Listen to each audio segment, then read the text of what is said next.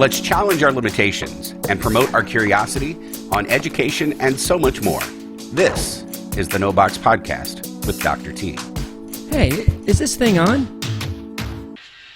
Hello, everyone, and fans of the No Box Podcast. Welcome to episode number 3 with my good friend and amazing college president, Dr. Mordecai Brownlee. Welcome, my friend, to episode number 3, and thank you for agreeing to be part of this episode. Dr. T, it's an absolute honor, my friend. Thank you for the work that you're doing. I've really been looking forward to us connecting.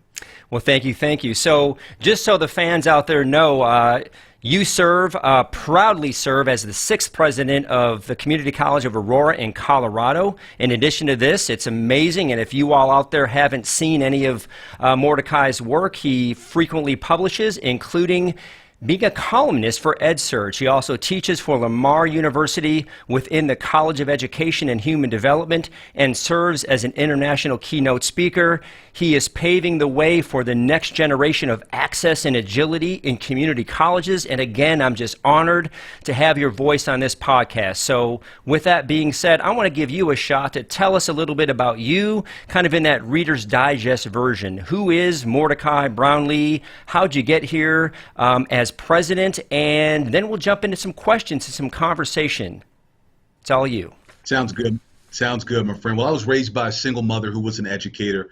Originally, I was born in Toledo, Ohio. We moved around a whole lot. I ended up settling in Texas, and that's where I began my community college journey. I never was a fan, nor performed well on standardized tests, and I think that played a significant part in me testing at developmental levels.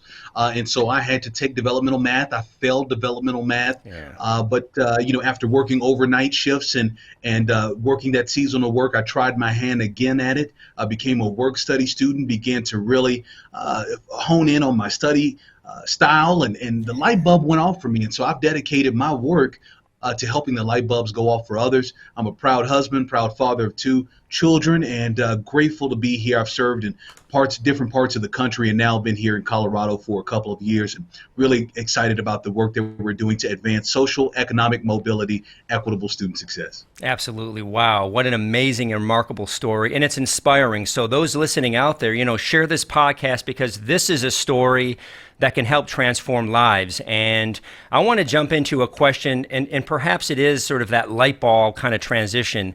The vulnerabilities that we face in education, I think, is requiring us as leaders to get these light bulbs turned on faster. How do we address vulnerabilities now? So from your point of view, thinking about your context and your trajectory as a college president, as a leader, as a person, what are those vulnerabilities that we're facing in education that need immediate attention?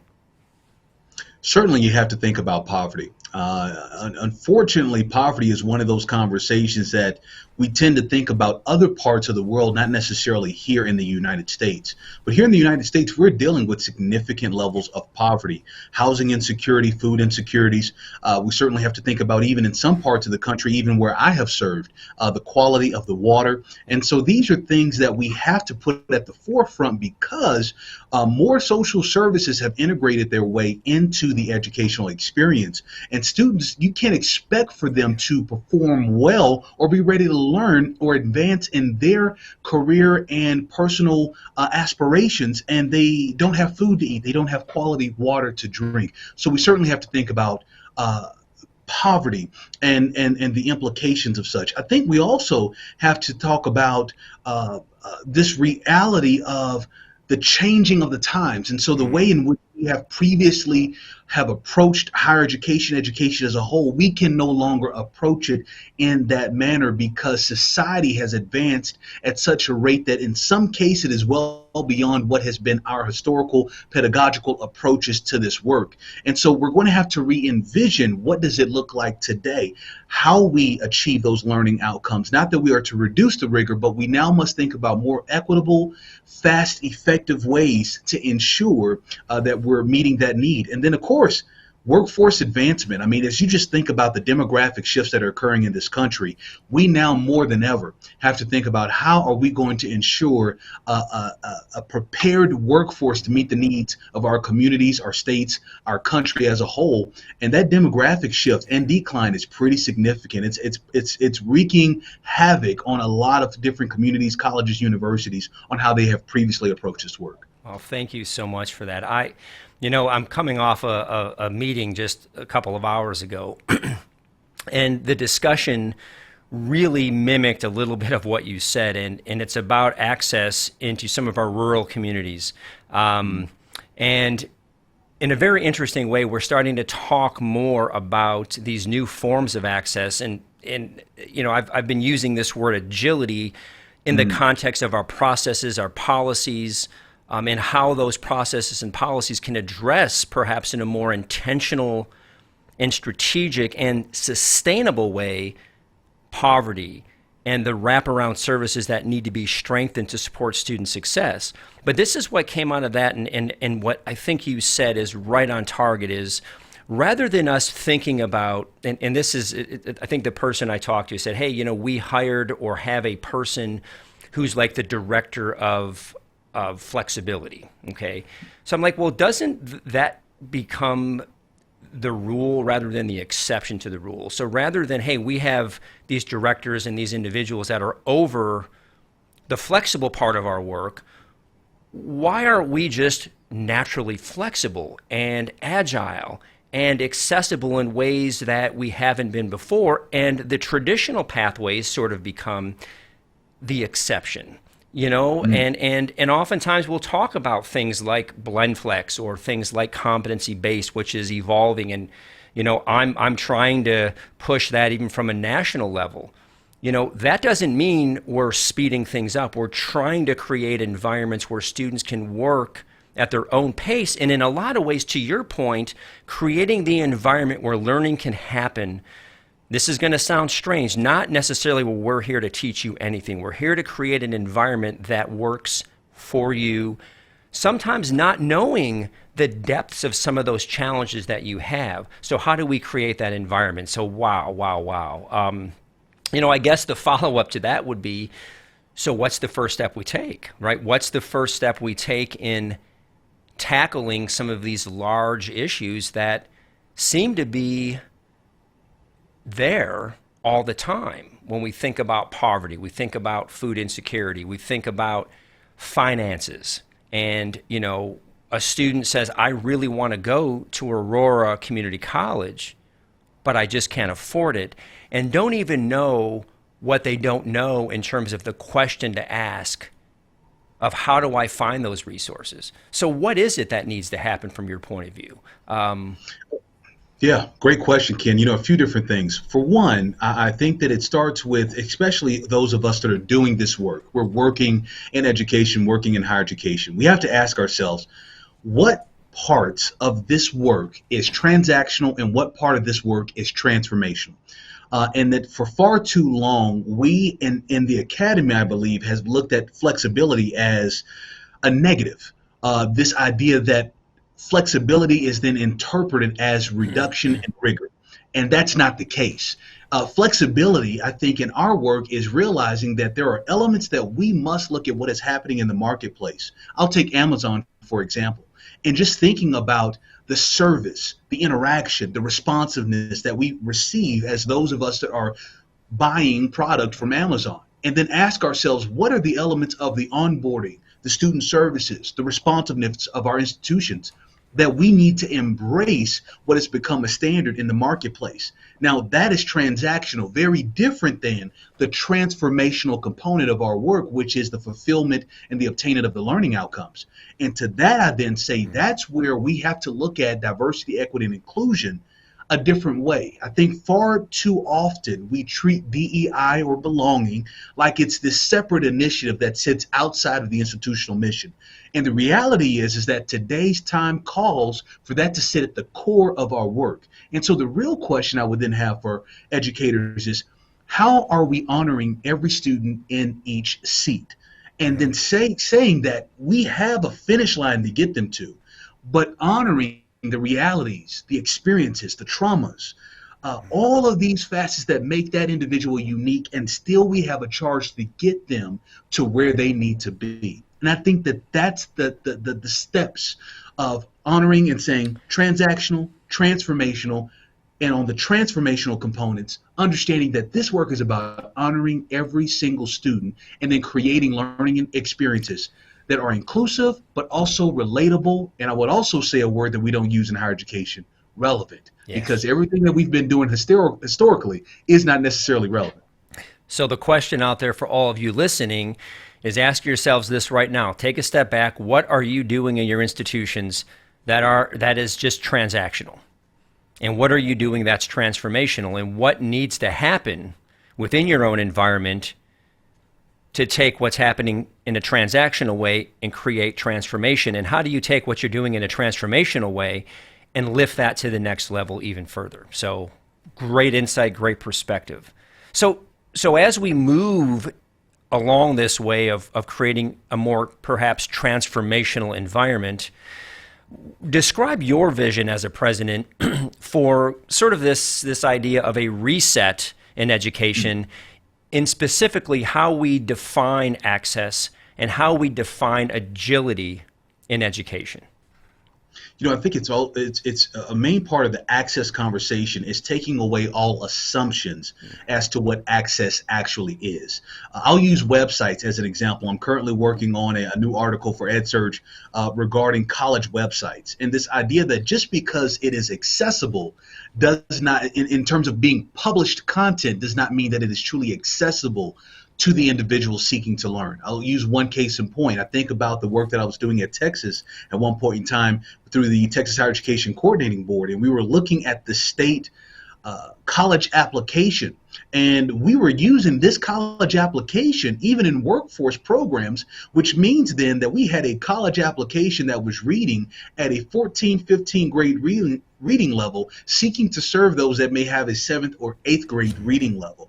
And so accessibility has to be unpacked. It has to be disaggregated through the data that we utilize to really ask, who are we serving? So just because it's published doesn't necessarily mean that it is accessible. And so I think with that lens and that understanding, then we have to look at what we call accessible education and really ask the question, is it accessible because we have made it available? But the spirit of it, then the question is it relevant to the individual that it is seeking to serve? And if we were to be honest, we will end up finding that many of the approaches have been college-centered, not student-centered. And so that's the evolution and revolution that must occur in the academy. Wow, I love it. And, so maybe to dig into that a little deeper, and something I've heard kind of out there more and more, something I've experienced is, and I think this even links back to your previous answer around transformation versus transaction, is we as educational institutions have created our own norms. Like we've always done it this way. We've always, had classes only here and only during this time. And let's maybe break that down a little bit. How do we, especially for some of those leaders out there, I think it's probably all of us, no matter at what level you're at, you are challenged with this idea of, how do I bring change to my institution that is inclusive, that is relevant, that is, I think, perhaps most importantly, sustainable, but how do I do that all while trying to continue to build culture that reflects a value system that is about promoting success and transformation for our students? So in other words, how do we move from a culture of, hey, we've always done it like this, this is how education works, to saying, no, education is beginning to work a little bit differently, because the alignment with the expectation that our students has, that our communities have, that families have, that economics have, that the workforce has, requires us to just edit that from our language. We've never done it like this before, even more of a reason why we should. So what's your wisdom to us out here listening to this podcast of how do we move from a culture of we've always done it like this to this next generation of education? That's a great question, Ken. I think that step number one, I would tell any educator is to increase the level of urgency through understanding. What I mean by that is through data, conversations, truly bring in faculty, staff, students, stakeholders to have a conversation about the realities that are occurring in your respective states, in your respective cities, communities, census tracts. I'll use the Community College of Aurora as an example. So one of the things that we did when I first came in as president was we studied the census tract, taking a look at the demographics, the shifting demographics. For those that don't know, Aurora, Colorado is the most diverse census tract in the entire state of Colorado. Historically speaking, this is where people of color and first immigrant families in this part of the country could afford to live. They may have served in Denver, but they could afford to live in Aurora. So looking at the demographic shifts, looking at inflation, looking at gentrification, looking at what is happening in and around us, we now understand there's some different urgencies. Taking a look at those of us that are employed in this particular census tract or service area, that term may resonate more with some folks, but taking a look at your service area and what is employment looking like? What is poverty looking like? As you think about the students who you are serving, disaggregating the data of the races and genders, the earning brackets, what is happening in your area to give you a deep sense of what is currently occurring and what has been occurring over time. That within itself properly calibrates a sense of urgencies as to what the focuses should be. I believe that through taking that information, then you go and you look at your institutional mission. And you ask yourself, what are the components within my institutional mission and what is it charging me to do? Well, here at the Community College of Aurora, our institutional mission is the Community College of Aurora serves a diverse community. Now that makes sense because we're the most diverse community in the state of Colorado, right? And we provide high quality instruction and student support services. So those are the two benchmarks. And then within high quality instruction, there's all these different components about progression, academic progression, retention, persistence, taking a look at our micro credentials and our 2-year pathways. I think that's a whole nother conversation in itself because historically we've thought about the 2-year pathway being the primary pathway for community colleges. Not so much anymore if where you're serving is really focused on workforce development. Now we've got to talk about micro credentials and essentially this, students and working adults that are seeking to just pivot in the marketplace. But then the rest of our institutional mission then says that we are to prepare students for employment and transferability. So then everything that we do needs to center around transferability and employment. And if we're not focused on those things and providing high quality instruction and support services, then we're inefficient, we're ineffective, and what we're doing is essentially waste. And waste is one of those terms that we have to think about in higher education, because just because we think it's valuable doesn't necessarily mean that it's valuable, because if we were to truly assess what we're doing, we'll find that it's irrelevant with the advancement of the mission. Very nice. Thank you. So in terms of this, and I'm kind of working off this transformation concept, and what we hear out now is we hear a lot about artificial intelligence and the impact that could have on teaching and learning, and really how it could, in many ways, and like many things, like the phones we have sitting in front of us, how those have really transformed this idea of access and how we have so much at our fingertips now. How do you see the AI culture affecting teaching and learning? What's your take on that? I think it's there's a lot of positives. I think that as we look at the open source AI, I have even downloaded myself some apps that I utilize. I think that from a consumer standpoint, it has found a way to make life simpler. The part that concerns me is as I think about now what is going to be the pathway for economic mobility, social economic mobility, for families that have historically depended upon some manual aspects of labor to be able to realize middle class America. And now a part of what they were willing to do is now being automated. It is being shifted because of the decline in available manual workforce. I think it was Forbes magazine within the past 90 days, I believe they released that if every unemployed individual here in the United States landed a job, we would still have 4 million vacancies. And so I think that AI in itself is seeking to make up for what is truly a a human shortfall in available workforce. However, I also think that in the advancements of AI, that it will close the door on some folks who had a particular skill set that no longer is relevant in the marketplace.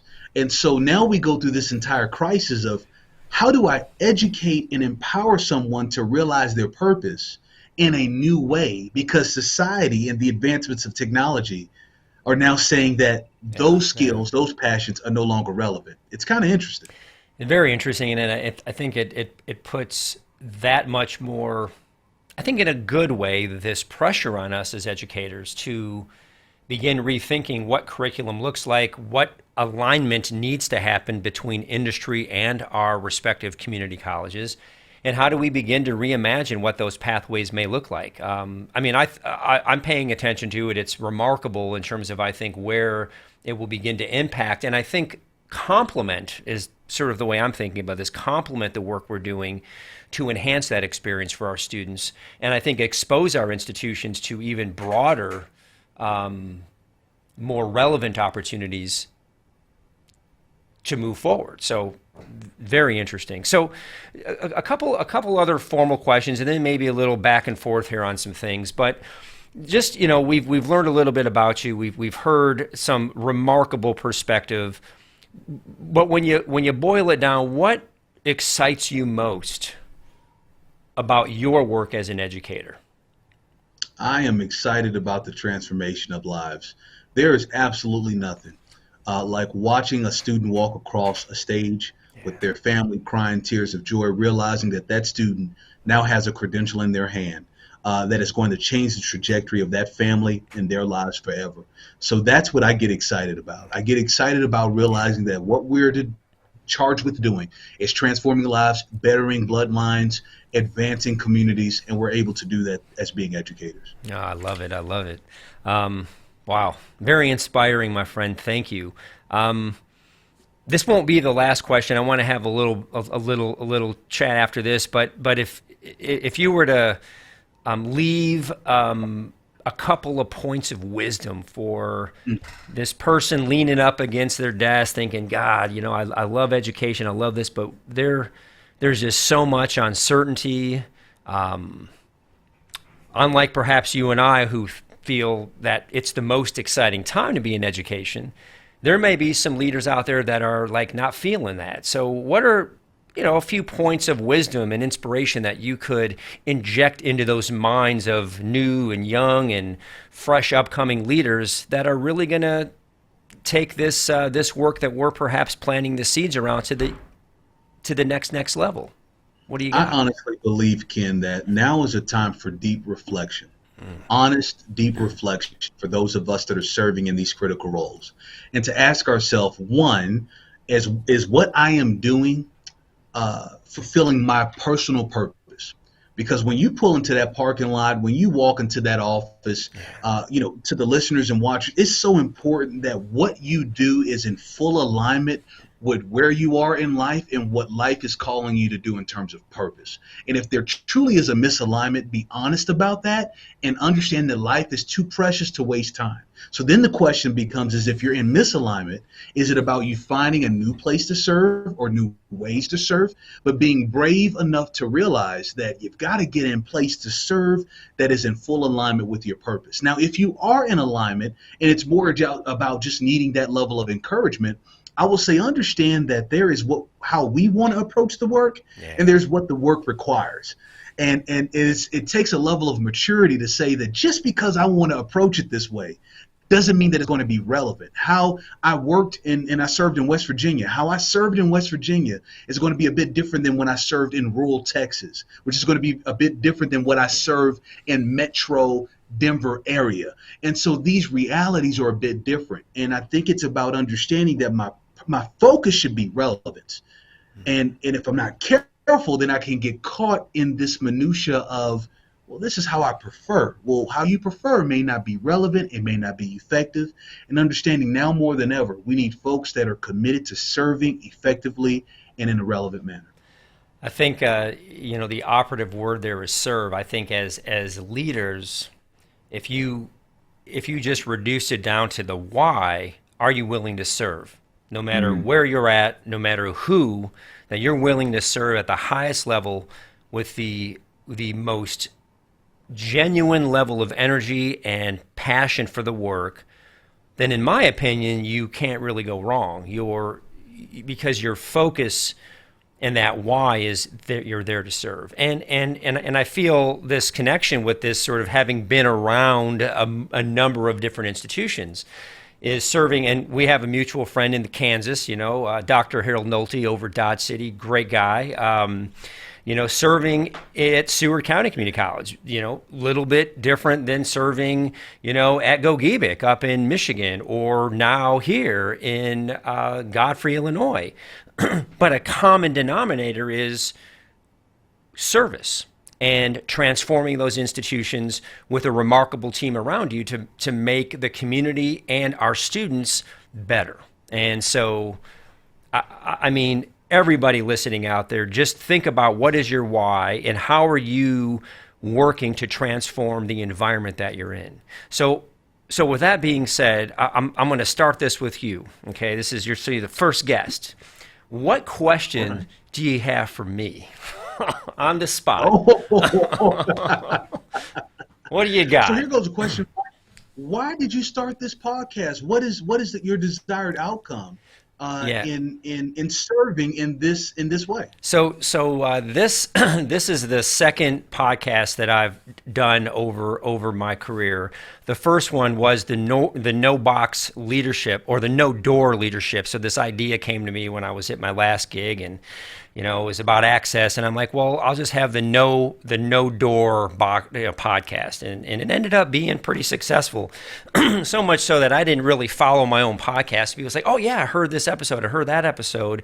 And so when I got here, as we've started to transform and think differently about what the next generation of LC looks like, building the culture, changing process, having to do some, digging in. The idea of this thought of let's not be like everybody else, and let's not just say, hey guys, we got to think out of the box in this one. We got to think a little creatively. Let's just eliminate anything that's ever existed the way we felt comfortable in the way it has existed, and let's just blow this whole thing up and think about how do we transform Lewis and Clark, and how do we become an inspiration to other institutions to do that. So my purpose of this podcast is to inspire audiences to just take those risks. I think it's to your point is pull up to that parking lot every day and feel great about what you're doing. Think about it in the context of, I had a great day yesterday. I changed 5 lives. Today I'm going to change 10. Tomorrow I'm going to change 15. I'm not coming to work to, say, hey, Mordecai, what you up to today? You want to stir some things up? And no, I mean, we want to do good things. We want to make this work matter more and more to the individuals that need it most. And so, I'm early on in this podcast. Mike and I have got to talk a little bit about, we'll make some adjustments and keep tweaking. But I hope, if anything, that this podcast can inspire new conversations, new discussion, new thinking. And hopefully, I think in taking some of your words is help us move from a transactional environment of learning to a transformational environment of learning and teaching and collaboration and friendship and just doing things that matter even more than they did the day before. So, I love this work just like you do, and I think it is the most exciting time to be in the work.